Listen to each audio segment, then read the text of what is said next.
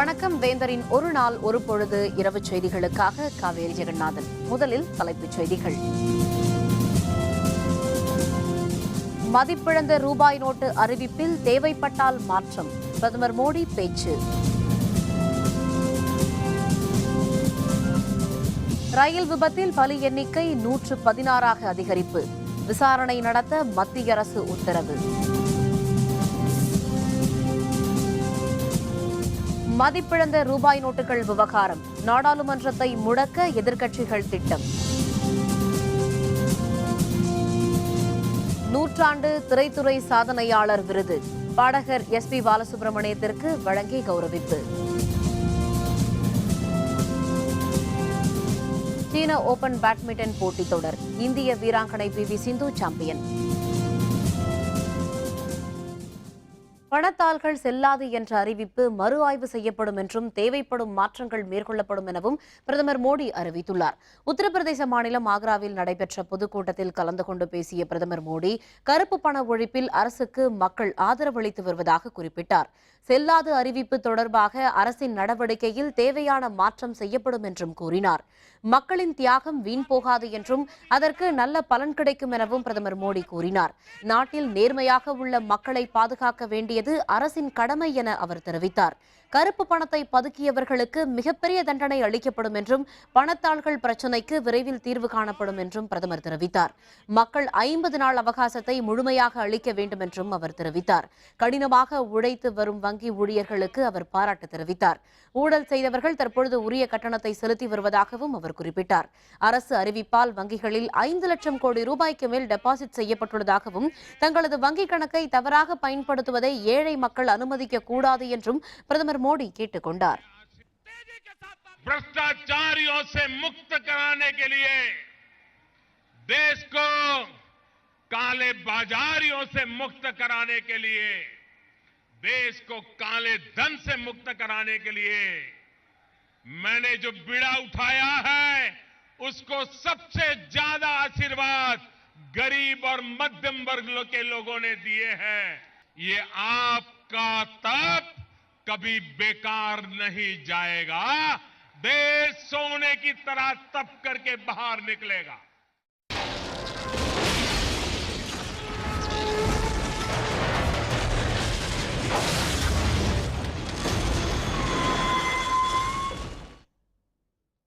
உத்தரப்பிரதேச மாநிலம் கான்பூர் அருகே பயணிகள் விரைவு ரயில் தடம் புரண்ட விபத்திற்குள்ளானதில் பலியானோர் எண்ணிக்கை 116 அதிகரித்துள்ளது. மத்திய பிரதேச மாநிலம் இந்தூரில் இருந்து நேற்று பகல் 2 மணியளவில் இந்தூர் பாட்னா விரைவு ரயில் பீகார் மாநிலத்தின் தலைநகர் பாட்னாவை நோக்கி புறப்பட்டது. இன்று அதிகாலை 3 மணியளவில் உத்தரப்பிரதேச மாநிலம் கான்பூர் அருகே புகாராயன் என்ற இடத்தில் அந்த ரயில் சென்று கொண்டிருந்த போது திடீரென்று தடம் புரண்டது. இதில் ஒன்றுடன் ஒன்று மோதி 14 பெட்டிகள் கவிழ்ந்து விபத்திற்குள்ளானது. இந்த விபத்தில் 100க்கும் அதிகமான பயணிகள் உயிரிழந்தனர். 200க்கும் அதிகமானோர் படுகாயமுற்றனர். மீட்பு பணியில் ரயில்வே மீட்பு படையினரும் உத்தரப்பிரதேச காவல்துறையினரும் ஈடுபட்டுள்ளனர். உயிரிழந்தவர்களின் குடும்பத்திற்கு இரங்கல் தெரிவித்துள்ளதுடன் மீட்பு பணிகளை விரைவாக மேற்கொள்ளவும் உத்தரப்பிரதேச மாநில முதல்வர் அகிலேஷ் யாதவ் உத்தரவிட்டுள்ளார். ரயில் விபத்து தொடர்பாக குடியரசுத் தலைவர் பிரணாப் முகர்ஜி வெளியிட்டுள்ள செய்தியில், பலியானோருக்கு இரங்கல் தெரிவித்துக் கொள்வதாகவும் படுகாயமடைந்தவர்கள் விரைவில் குணமடைய இறைவனை பிரார்த்திக்கிறேன் என்றும் தெரிவித்துள்ளார். உத்தரப்பிரதேச ரயில் விபத்தில் பலியானோரின் குடும்பத்தினருக்கு பிரதமர் மோடி இரங்கல் தெரிவித்துள்ளார். இதுகுறித்து ரயில்வே துறை அமைச்சர் சுரேஷ் பிரபுவிடம் பேசி உரிய நடவடிக்கை எடுக்க உத்தரவிட்டுள்ளதாகவும் மோடி தனது ட்விட்டர் பக்கத்தில் குறிப்பிட்டுள்ளார்.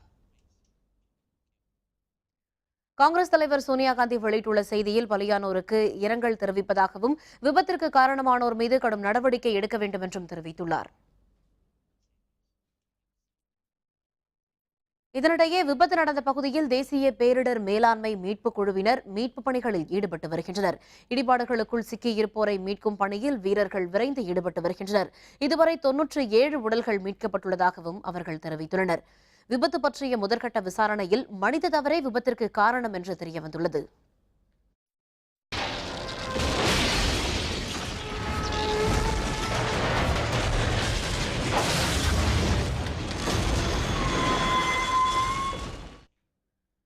விபத்தில் பலியானோர் குடும்பத்தினருக்கு தலா 5 லட்சம் ரூபாய் இழப்பீடாக வழங்குவதாக உத்தரப்பிரதேச மாநில அரசு தெரிவித்துள்ளது.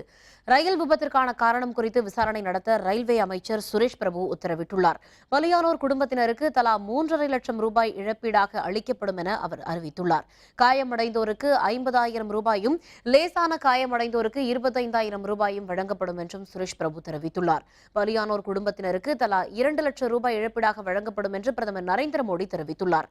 மத்திய பிரதேச மாநிலத்தின் சார்பில் பலியானோர் குடும்பத்தினருக்கு தலா 2 லட்சம் ரூபாய் இழப்பீடாக வழங்கப்படும் என்று முதல்வர் சிவராஜ் சிங் சௌஹான் தெரிவித்துள்ளார். விபத்து நடந்த இடத்தை ரயில்வே துறை இணையமைச்சர் மனோஜ் சின்ஹா நேரில் ஆய்வு செய்தார். மீட்புப் பணிகளை துரிதப்படுத்திய அமைச்சர் விபத்தில் காயமடைந்தவர்களை சந்தித்து ஆறுதல் தெரிவித்தார். सामान्य तौर पर जो प्राथमिक जानकारी मिली है, हमारे लोगों में जो लोको इंस्पेक्टर था उसे जर्क सा महसूस हुआ।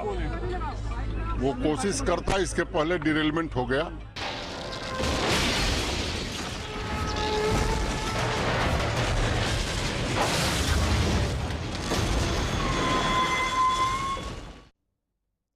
புதிய 500 மற்றும் 2,000 ரூபாய் பணத்தாள்களை வழங்க வசதியாக நாடு முழுவதும் 47,000 ஏடிஎம் மாற்றியமைக்கப்பட்டுள்ளதாக தகவல்கள் வெளியாகியுள்ளன. பழைய 500 மற்றும் 1,000 ரூபாய் பணத்தாள்கள் செல்லாது என அறிவிக்கப்பட்ட பின்னர் அதற்கு பதிலாக புதிய 500 மற்றும் 2,000 ரூபாய் பணத்தாள்களை புழக்கத்தில் விட மத்திய அரசு முடிவு செய்தது. அதன்படி புதிய 2,000 ரூபாய் பணத்தாள்களே தற்பொழுது கிடைக்கிறது. புதிய 500 ரூபாய் பணத்தாள்கள் நாட்டின் பெரும்பாலான இடங்களில் இன்னும் புழக்கத்திற்கு வரவில்லை.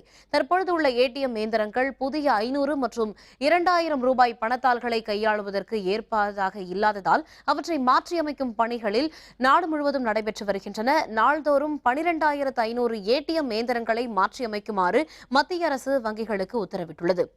இதுவரை நாடு முழுவதும் 47,000 ஏடிஎம் இயந்திரங்கள் மட்டுமே மாற்றியமைக்கப்பட்டுள்ளதாக தகவல் வெளியாகியிருக்கிறது. நாடு முழுவதும் மொத்தம் 2.2 லட்சம் ஏடிஎம் இயந்திரங்கள் உள்ளது குறிப்பிடத்தக்கது. 500, 1,000 ரூபாய் நோட்டுகள் செல்லாது என்ற மத்திய அரசின் அறிவிப்பிற்கு எதிர்ப்பு தெரிவித்து நாடாளுமன்றத்தை முடக்க எதிர்க்கட்சிகள் திட்டமிட்டுள்ளன. மதிப்பிழந்த ரூபாய் நோட்டுகளால் நாடு முழுவதும் கடும் பணத்தட்டுப்பாடு ஏற்பட்டுள்ளது. தற்போதைய நாடாளுமன்ற குளிர்கால கூட்டத்தொடரில் இந்த பிரச்சினையை எதிர்க்கட்சிகள் எழுப்பின. ஒத்திவைப்பு தீர்மானத்தின் கீழ் விவாதம் நடத்த வேண்டும் என்றும் விவாதத்தில் பிரதமரும் பங்கேற்க வேண்டும் எனவும் வலியுறுத்தின. ஆனால் இதற்கு அனுமதி அளிக்க மறுத்ததை அடுத்து அமளியில் ஏற்பட்டதால் நாடாளுமன்றம் நாள் வரை ஒத்திவைக்கப்பட்டது. இதனிடையே நாடாளுமன்ற வளாகத்தில் நாளை காலை நடைபெறும் கூட்டத்தில் இது தொடர்பாக எதிர்க்கட்சிகள் ஆலோசனை நடத்த திட்டமிட்டுள்ளன. நாடாளுமன்றத்தின் இரு அவைகளிலும் இந்த பிரச்சினையை எழுப்பி அவை நடவடிக்கைகளை முடக்கவும் திட்டமிடப்பட்டுள்ளன.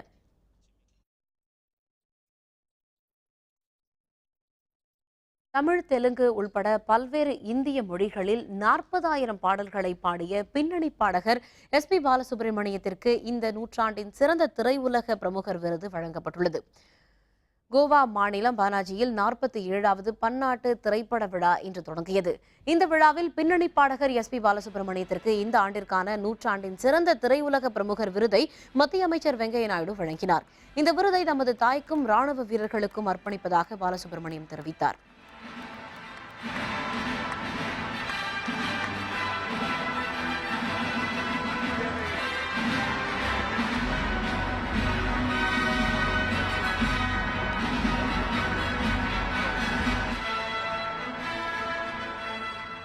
First, I dedicate this award to my mother, and next to all those who have given their lives, who have martyred themselves to keep us safe here, the real heroes of the border, to the entire film fraternity, my poets, my music composers, my recordists, last but not the least, to all those listeners.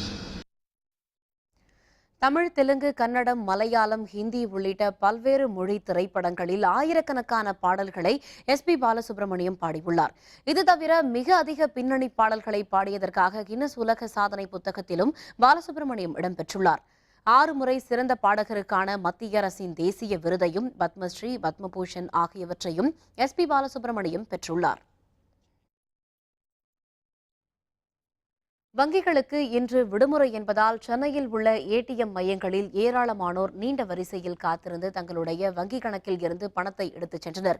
மதிப்பிழந்த ரூபாய் நோட்டுகளை மாற்றவும் தங்களுடைய வங்கிக் கணக்கில் இருந்து பணத்தை எடுக்கவும் ஏராளமானோர் கடந்த 10 நாட்களாக வங்கிகளின் முன்பு பல மணி நேரம் நீண்ட வரிசையில் காத்திருந்தனர். இதனால் ஏற்பட்ட கூட்ட நெரிசலை கட்டுப்படுத்த 2000 மட்டுமே எடுக்க முடியும், கைவிரலில் மை போன்ற புதிய விதிமுறைகள் அமல்படுத்தப்பட்டன. மூத்த குடிமக்களுக்கு மட்டும் வங்கியில் இருந்து நேற்று பணம் எடுக்க அனுமதி வழங்கப்பட்டிருந்தது. இன்று வங்கிகளுக்கு விடுமுறை என்பதால் ஏடிஎம் மையங்களில் ஏராளமானோர் நீண்ட வரிசையில் காத்திருந்தனர்.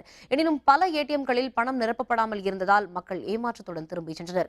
இதனிடையே மயிலாப்பூரில் உள்ள தனியார் ஏடிஎம் ஒன்றில் பணம் வராததால் விரக்தி அடைந்த சிலர் ஏடிஎம் இயந்திரத்தை உடைத்தனர். இது தொடர்பாக மயிலாப்பூர் காவல்துறையினர் விசாரணை மேற்கொண்டுள்ளனர். இது சண்டேல எல்லா ஏடிஎம்மும் ஒர்க் ஆகிற மாதிரி ஐடியா பண்ணாங்களா நல்லாயிருக்கும். 24 ஹவர்ஸ், அதுவும் சாட்டர்டே சண்டே மோஸ்ட்லி லீவ் விட்டுறாங்க. பேங்க்கும் சரி ஏடிஎம்மும் 3 ஹவர் 4 ஹவர் க்யூவில் நின்று 1 ஹவர்க்குள்ள பணம் காலி ஆகிடுது. அப்புறம் வேஸ்ட்டாக வீட்டுக்கு போக வேண்டியதாக இருக்குது. இது சண்டேல எல்லாரும் வீட்டில் இருப்பாங்க, வந்து பைசா எடுக்கிற மாதிரி கொஞ்சம் ஹெல்ப் பண்ணாங்கன்னா நல்லாயிருக்கும்.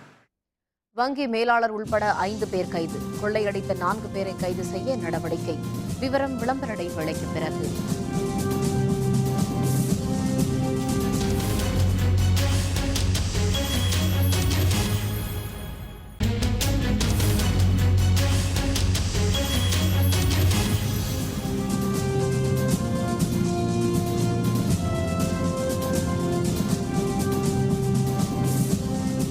செய்திகள் தொடர்கின்றன.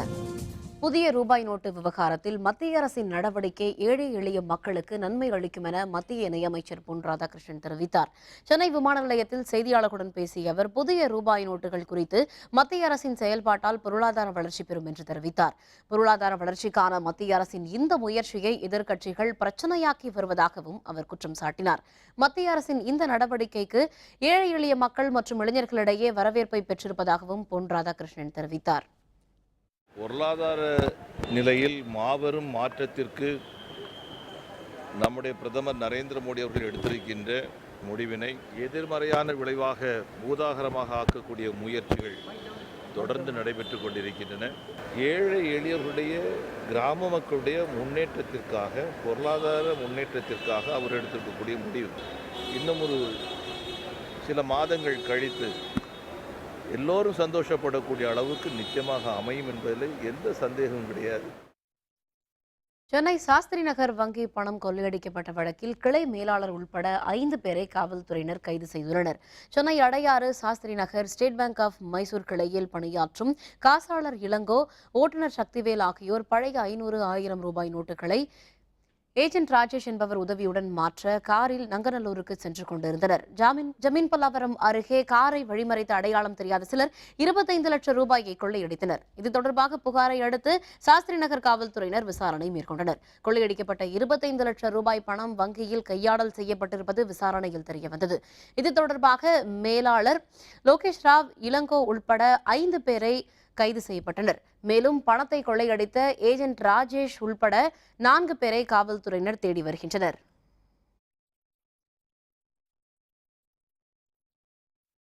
விவசாயிகளின் தற்கொலையை தேசிய அவமானமாக தாம் கருதுவதாக IAS அலுவலர் சகாயம் தெரிவித்துள்ளார். காஞ்சிபுரம் அண்ணா அரங்கத்தில் நடைபெற்ற நிகழ்ச்சியில் பங்கேற்க வந்த அவர் பின்னர் செய்தியாளர்களுடன் பேசினார். 1996 முதல் 2005ஆம் ஆண்டு வரையில் 1,66,306 விவசாயிகள் தற்கொலை செய்து கொண்டதாகவும் விவசாயிகள் தற்கொலை தேசிய அவமானம் எனவும் சகாயம் தெரிவித்தார். கிரானைட் ஊழல் பற்றி கள ஆய்வு மேற்கொண்டு ஆதாரங்களை சென்னை உயர்நீதிமன்றத்தில் தாக்கல் செய்துள்ளதாகவும் சகாயம் தெரிவித்தார். உழவர்கள், விவசாய பெருமக்கள் இந்த தேசத்தினுடைய முதுகெலும்பு என்று போற்றப்படுவது உண்டு. ஆனால் இன்றைக்கு ஆங்காங்கே விவசாயிகள் வறுமையின் காரணமாக, கடன் தொல்லையின் காரணமாக தற்கொலை செய்து கொள்கிறார்கள் என்கின்ற செய்தி மிகுந்த வேதனையை அளிக்கிறது. நமக்கெல்லாம் உணவளிக்கக்கூடிய உழவர் பெருமக்கள் வாழுகின்ற பொழுதுதான் அது உயர்ந்த சமூகமாக இருக்க முடியும். வங்கிகளுக்கு விடுமுறை நாளான இன்று சேலத்தில் பெரும்பாலான ஏடிஎம்களும் மூடப்பட்டதால் பணம் எடுக்க முடியாமல் மக்கள் கடும் அவதிக்கு உள்ளாகினர். வங்கிகளுக்கு இன்று விடுமுறை என்பதால் அனைத்து ஏடிஎம்கள் இயங்கும் என்ற எதிர்பார்ப்பில் மக்கள் காத்திருந்தனர். சேலம் மாவட்டம் முழுவதும் ஸ்டேட் வங்கி ஏடிஎம்களை தவிர எந்த ஏடிஎம்களும் இயங்காததால் மக்கள் கடும் இன்னலுக்கு ஆளாகினர். கடும் அலைச்சலுக்கு இடையே மக்கள் ஸ்டேட் வங்கி ஏடிஎம்களில் முன்பு நீண்ட நேரம் காத்திருந்து பணத்தை எடுக்க வேண்டிய சூழல் ஏற்பட்டுள்ளது. வங்கி விடுமுறை நாளான இன்று ஏடிஎம் மையங்களையாவது முழுமையாக இயக்க நடவடிக்கை எடுக்க வேண்டும் என்பது பொதுமக்களின் கோரிக்கையாக உள்ளது.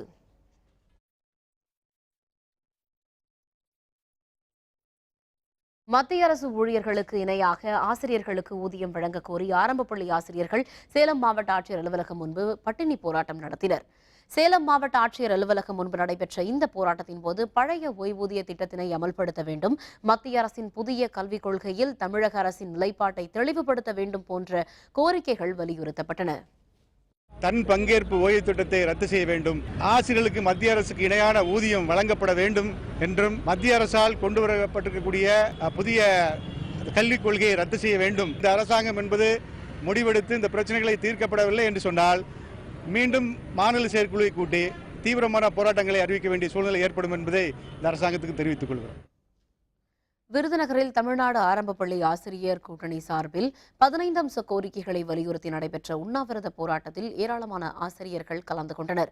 விருதுநகரில் உள்ள தேசப்பந்து திடலில் 15 அம்ச கோரிக்கைகளை வலியுறுத்தி தமிழ்நாடு ஆரம்ப பள்ளி ஆசிரியர்கள் உண்ணாவிரதம் இருந்தனர். இதில் இடைநிலை ஆசிரியர்களுக்கு ஏற்பட்ட ஊதிய இழப்பை சரி செய்து 7வது ஊதிய குழுவை அமைக்க வேண்டும் என்பன போன்ற கோரிக்கைகள் வலியுறுத்தப்பட்டன. 100க்கும் அதிகமான ஆசிரியர்கள் உண்ணாவிரத போராட்டத்தில் கலந்து கொண்டனர். தன் பங்கேற்பு ஓய்வூதிய திட்டத்தை ரத்து செய்ய கோரியும் அரசாணைக்கு முரணாக இயக்குநருடைய செயல்முறைகளை கண்டித்தும் 7வது ஊதிய குழுவில் ஊதிய குழு அமைப்பதற்கு வேண்டியும் உட்பட 15 கோரிக்கைகளை வலியுறுத்தி இன்று இந்த உண்ணாவிரதம் நடந்து கொண்டிருக்கிறது.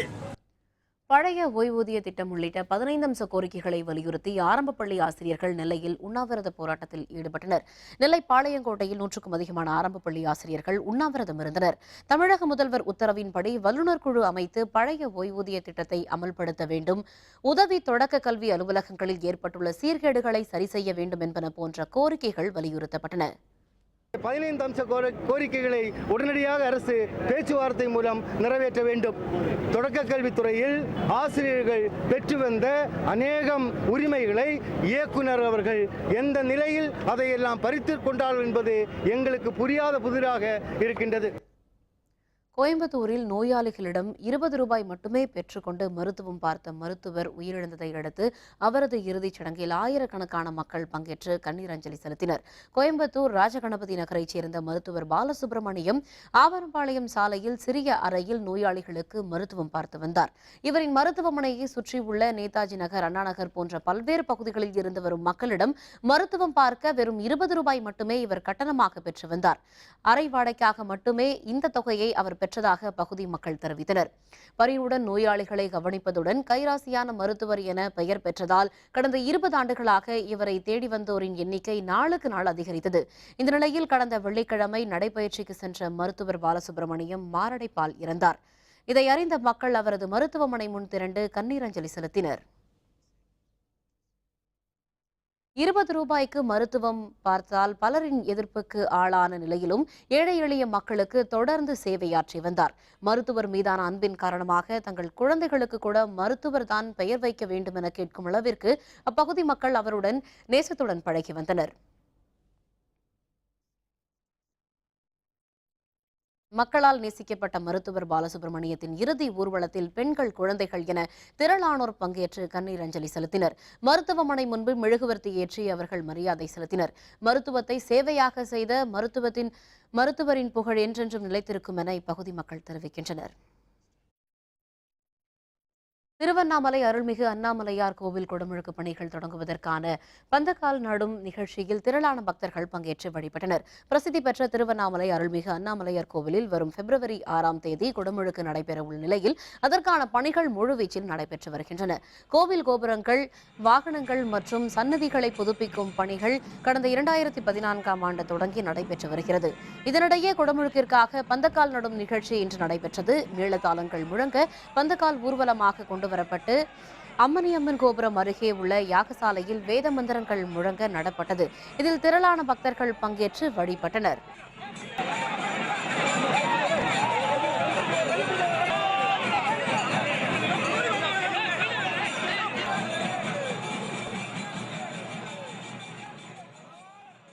கும்பாபிஷேக பூர்வாங்க கிரைக்காக இன்றைய தினம் பந்தக்கால் வைபவமானது அண்ணாமலையாருடைய திருவருள் நாளே நடைபெற்றது.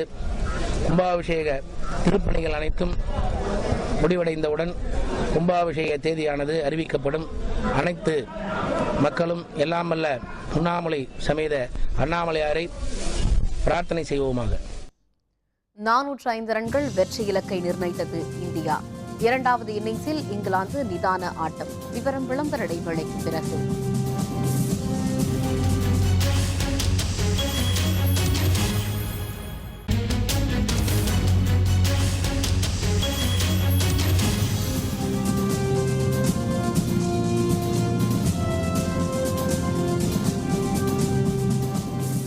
செய்திகள் தொடர்கின்றன. இனி அயலக செய்திகள்.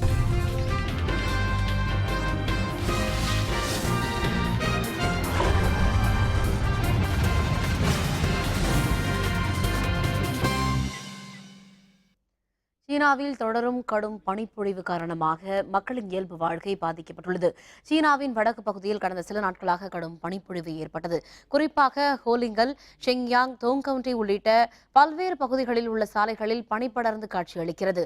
இதனால் முக்கிய நெடுஞ்சாலைகளில் போக்குவரத்து நிறுத்தப்பட்டுள்ளது. வீடுகள், அலுவலகங்கள் மற்றும் வாகனங்கள் மீது பனி படர்ந்துள்ள நிலையில் மக்களின் இயல்பு வாழ்க்கை பெரிதும் பாதிக்கப்பட்டுள்ளது. இதனிடையே மீட்புப் பணிகளை முழுவீச்சில் மேற்கொள்ள மாகாண நிர்வாகங்கள் உத்தரவிட்டுள்ளன.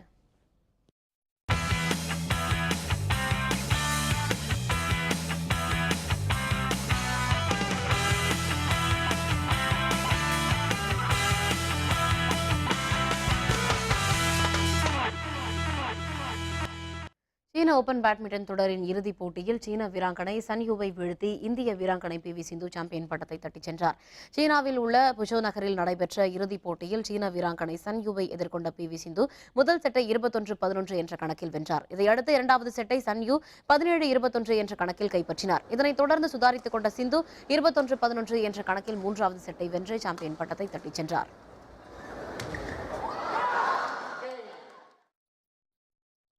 விசாகப்பட்டினத்தில் நடைபெற்று வரும் இந்தியாவிற்கு எதிரான இரண்டாவது டெஸ்ட் கிரிக்கெட் போட்டியில் 405 ரன்களை இலக்காக கொண்டு விளையாடி வரும் இங்கிலாந்து அணி இன்றைய ஆட்ட நேர முடிவில் 2 விக்கெட்டுகள் இழப்பிற்கு 87 ரன்கள் மட்டுமே எடுத்துள்ளது. இந்தியா இங்கிலாந்து அணிகளுக்கு இடையிலான இரண்டாவது டெஸ்ட் போட்டி ஆந்திர மாநிலம் விசாகப்பட்டினத்தில் நடைபெற்று வருகிறது. முதல் இன்னிங்ஸில் இந்திய அணி 455 ரன்களுக்கும் இங்கிலாந்து அணி 255 ரன்களுக்கும் ஆட்டமிழந்தன. இதனைத் தொடர்ந்து இரண்டாவது இன்னிங்ஸை விளையாட தொடங்கிய இந்திய அணி நேற்றைய ஆட்ட நேர முடிவில் 3 விக்கெட்டுகள் இழப்பிற்கு 98 ரன்கள் எடுத்திருந்தது.